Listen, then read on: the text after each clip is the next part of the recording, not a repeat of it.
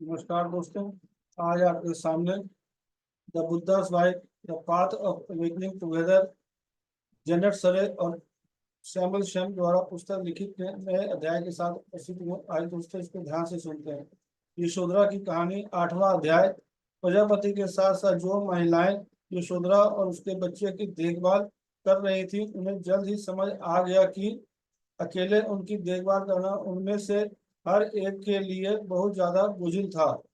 वह क्रोधित और कड़वी कड़वी थी, अलग अलग और सुस्त थी। उसकी कड़वाहट और अपराध बोध से कोई राहत नहीं थी। उसके साथ अकेले रहना उनमें से किसी के लिए भी किसी भी समय के लिए बहुत दर्दनाक था, और इसलिए प्रजापति ने यशोधरा और महल महल के अन्य सभी महिलाओं को प्राचीन वृक्ष की गहरी हरियाली छाया में देवदार के एक उपवन में भोर के समय एकत्र होने की व्यवस्था थी।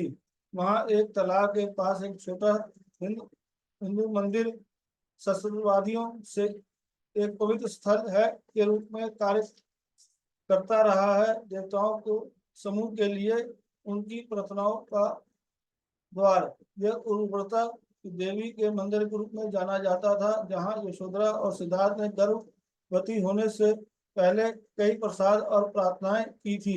एक सुबह महल की महिलाएं और उनके नौकर ठंडी धुंधली हवा में इंतजार कर रहे थे। वो पक्षियों की चहचहाहट को सुन रहे थे।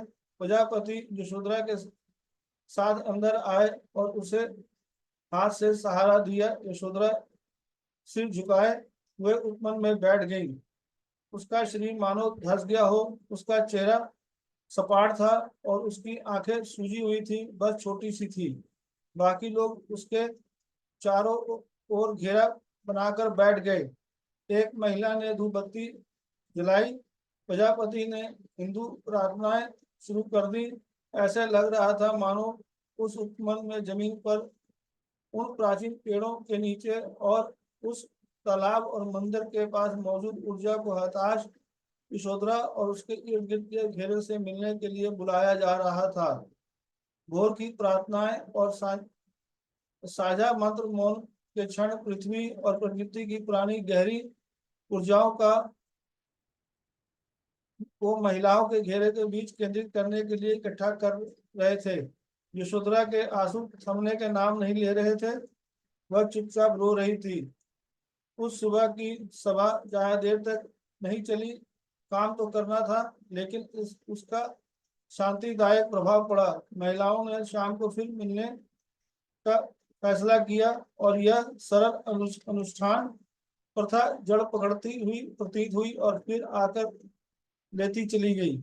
सुबह की प्रार्थनाएं देवी देवताओं से जिनके लिए मदद मांगने के लिए गाई जाती थी।